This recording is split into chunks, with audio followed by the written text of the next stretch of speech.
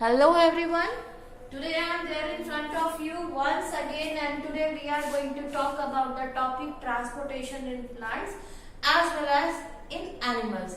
So you must be knowing there is a transportation process which is there in a unicellular organism as well as multicellular organism.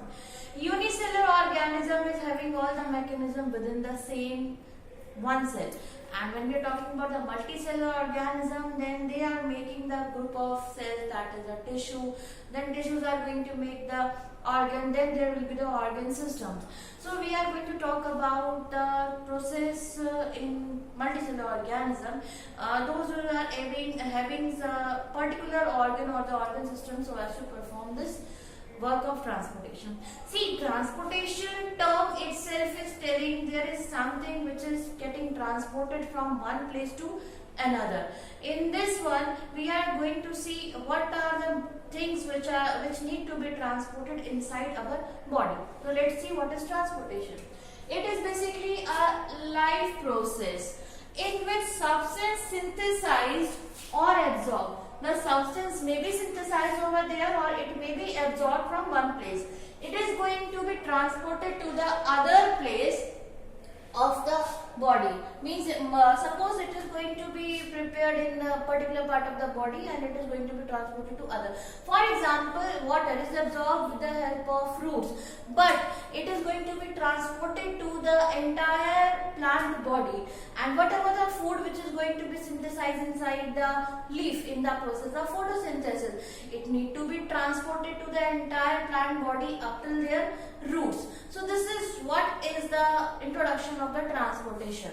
Okay, so next thing we are going to discuss about the transportation in human beings. See, we are not plant which need to be having the transportation of water and a food only, that in the form of from the xylem and the phloem. We are having a very complex mechanism of this transportation, and basically when we are talking about the transportation in human beings, then it is divided into two sections.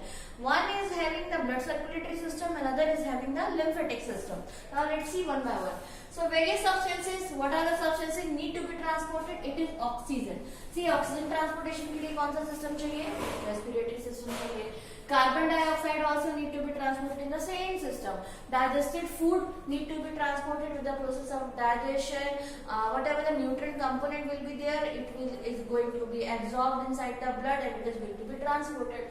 Next, hormones, whatever the glands are going to secrete, that hormones are also going to be transported inside our body with the help of our circulatory system. Next thing, whatever the excretory product, that is also going to be released from the body in the excretory system. So this is how transportation has taken place.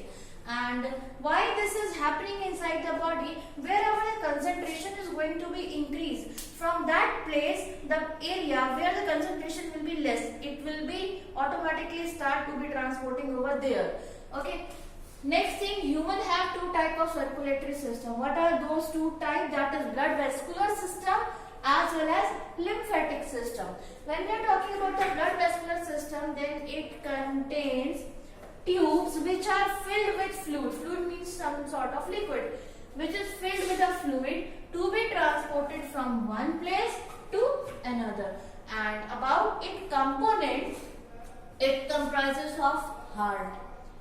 That is the basic and the most important organ which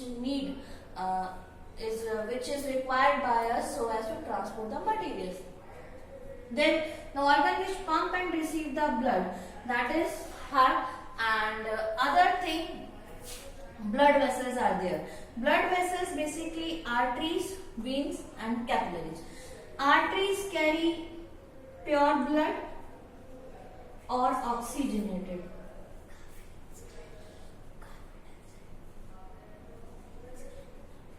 Second, veins are having impure or deoxygenated. Capillaries, very thin structure which is a sort of connection in between the arteries and the veins. So this is what is required. So it comprises of heart, and the main function of heart is it is an organ which pump and receive the blood. Okay, so this is about the introduction part. Then we are going to continue with the same.